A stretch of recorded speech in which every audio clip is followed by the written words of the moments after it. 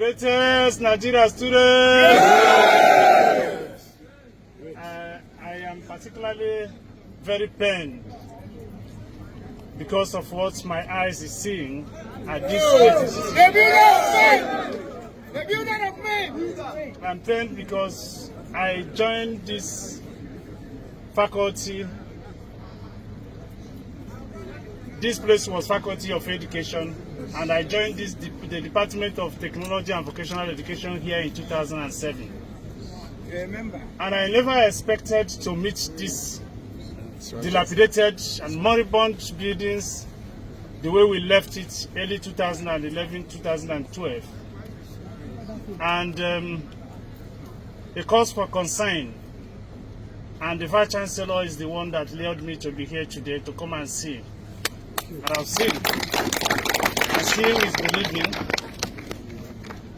On that strength, I've already approved a brand new faculty building here.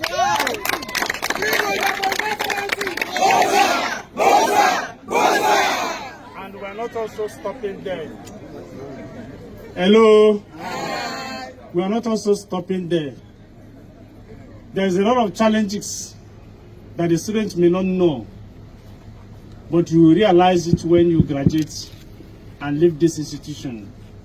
The most important thing about you, and you need to know, is your ultimate value as a graduate of this great institution. Sure. Your ultimate value is very important to the university, and it's very important to your parents and to yourself. Sure. And what are your ultimate value? The value you deposit outside the institution. Now, many of you, I see you, you take all your time to carve your hair, to paint yourself, to make yourself handsome and beautiful. But the time will definitely comfort you when you realize that you made a very tremendous mistake when you were at the university.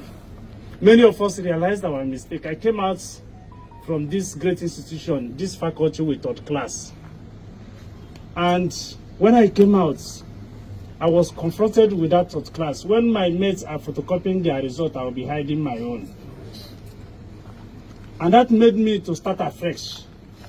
That is why I went to Faculty of Law to study law. So that I'll be joining my mates to photocopy their documents. And when I got to Faculty of Law, I saw a lot of changes. The Faculty of Law is very different. And it's easier than being in Faculty of Technology and Vocational Education, where you are doing two courses at the same time. You are doing education, you are doing your professional course together, joined together. And nobody cared to know about that. And many of our lecturers here were very strict. Professor Lomdem are here. They were very strict. He taught me technical drawing at 200 level. Wekete here taught me building construction. And Professor Okpara taught us 305, that is architectural development and architectural development and drawing. Mwabashi 405 and the 449 by late Nyaga. Professor Nyaga, Associate Professor Nyaga, late Associate Professor Nyaga. So I want to tell you, the students, actually I've seen that you are suffering because there's no equipment in this institution proving that you are studying environmental science or you are studying engineering in this place. There's no equipment proving that. I was here, and that's what I'm asking. Because I know all that is inside this hall. They turn it now to library. Before it was partly library and classroom. And that was our building construction hall. And this place was our woodwork production center. Yes. This place was the other class there was our technical drawing classroom, and this one too down there was also a technical drawing exam. Then we normally use EV radio to write the exam because nobody can give you anything. It's all about dimension. I don't know whether that is still in place now. It's no more in place. Because then our exam is, they will say use your name from A to B, from A to Z, your name and your reg number, and use that, convert it to dimension. Draw 3-bedroom flats without staircase. That was our exam. And the scale, that is the only thing this Elon them will write on the board. The only thing we see is that the scale of that drawing is 1:100. Then me and you will sit in the same seat. We don't answer the same name.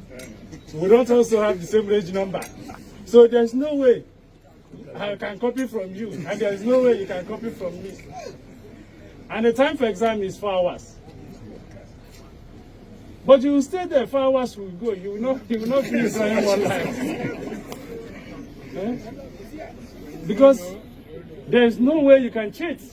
If you don't know it, you don't know it. And that is it.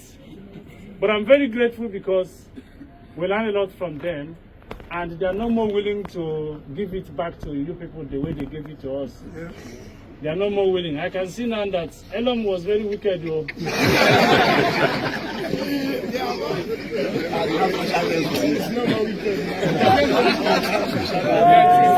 I don't know whether I have changed because now he's a professor. Then he was Mr. Elon. Now a lot of title has been added to his name. I'm sure he's a good person now. So I want to thank you very much, the students, and I want to thank you exceedingly very much because of how patient you are and how resilient you are.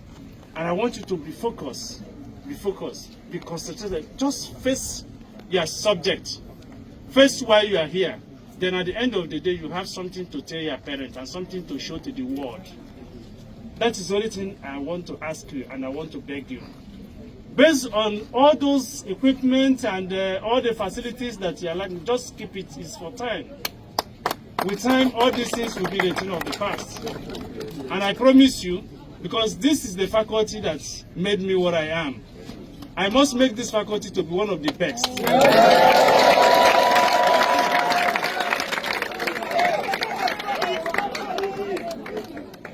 And that is why, since they said they are taking faculty, the Department of Technical and Vocational Education out of this place, I'm also putting a very befitting faculty for them. One of the best. The contracts, yes. Thank you very much. The first initial contract sum for that faculty is 1.6 billion. For that Faculty of Technical and Vocational Education. That is, you can see what they gave to me. You can see the result of it. It's the same faculty where you are now, and this episode that graduated me. Yes, I had the opportunity to advance my study, but that just exposed me. That was just only to expose me, and that's the only thing I got there. Exposure is the only thing I got. So I want you to know very well that you're in the right place, and in the right department and faculty. But the truth is that this faculty is very challenging, seriously very challenging, because you're not studying for anybody here. Because when you venture into practice, you will not find any of your classmates to tell you the answer. Your clients will be the one to molest you at that point, at that time.